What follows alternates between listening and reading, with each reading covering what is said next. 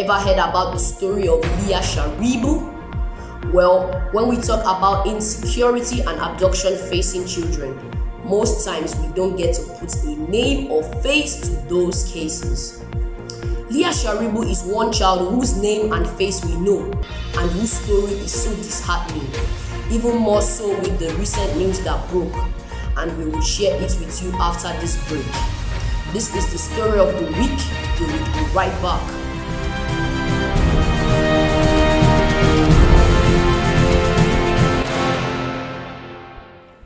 It is very sad to hear that Leah Sharibu has delivered a second baby in Boko Haram captivity, according to a United States-based group, US Nigeria Law Group, adding that they are still investigating this. Let's give a bit of background.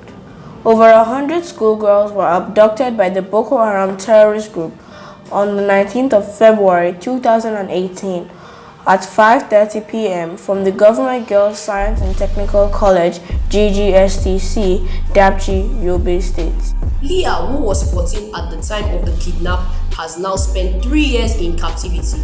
News had it that she was not released when the freedom of her peers was secured by the federal government because she did not denounce her faith or accept Islam. It was later reported that she was forced into a so-called marriage with a Boko Haram commander. She is reported to have given birth to the second child late last year. The federal government under President Muhammadu Buhari had vowed to do everything possible to free Leah Sharibu from the terrorists, but 3 years have passed now and the innocent schoolgirl, a good number of abducted schoolgirls, and many other unreported cases are still held captive. It also looks like they have been abandoned. We cannot try to imagine the trauma and abuse that Leah is facing. Detachment from her family, sexual molestation, untimely motherhood, denial of her rights to faith, among others. Our hearts go out to her and we call on the government not to abandon the free Leah Sharibu and other children that were still being held captive by terrorists. These are our friends and citizens of this country.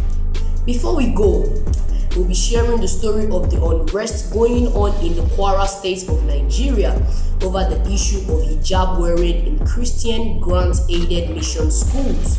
Again, it is so sad that we as children always bear the brunt of bad police of the government and the actions or omissions of the society at large. There had been refusal on the part of the said schools to allow children to come in with their hijab.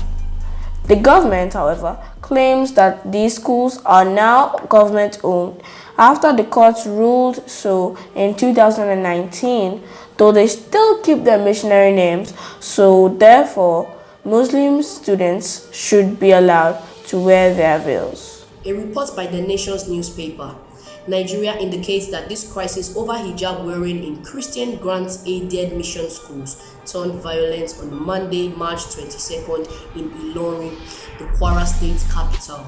It was gathered that hoodlums armed with cutlasses and other deadly weapons allegedly vandalized churches, shops, and schools in Sabo Oke, Muritala Mohammed Way, and other areas where churches and Christian schools are located.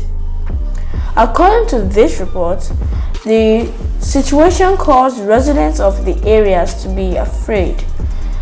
Though the gate of the Cherubim and Seraphim College Sabo Oke Ilorin was securely locked, the hoodlums threw stones and other dangerous materials into the premises, even with the security operatives stationed at the entrance gates of the school. It was said that prompt intervention of men of the police command nipped the situation in the bud. The police have said that normalcy had since returned to schools and business communities in the metropolis.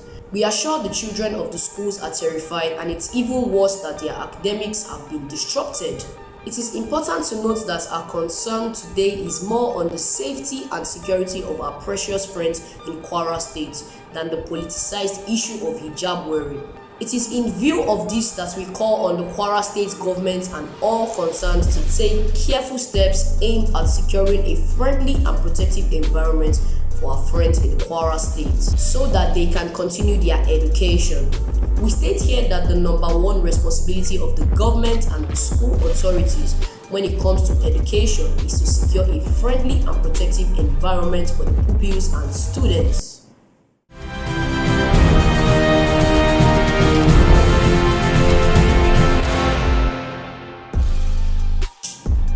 In other news, on the 21st day of March was World Down Syndrome Day.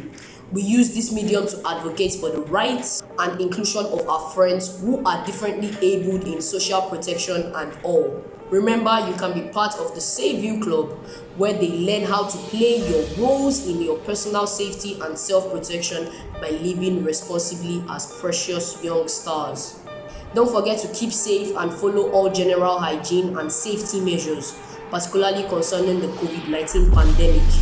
This is the story of the week. My name is Oluwaseitape Akinlami. My name is Enyeluafe Dilapo, reporting for Save You TV.